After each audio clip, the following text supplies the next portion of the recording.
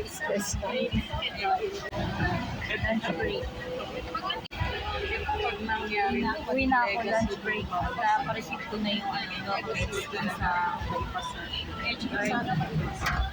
uwi na ako.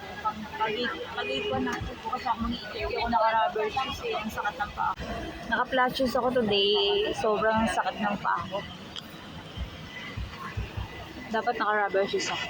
Kahit na sasakay ako, syempre lalakad pa rin. So, I'm gonna go to mall na. Mall clients. Una na akong stay until 3.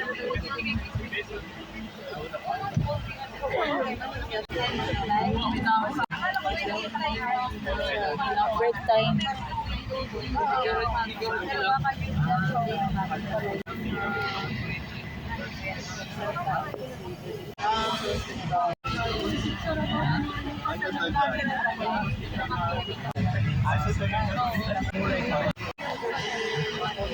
Okay na?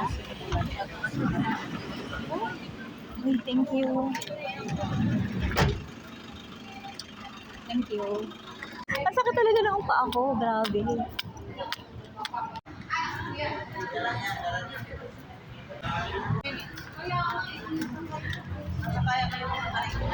Thank you for watching.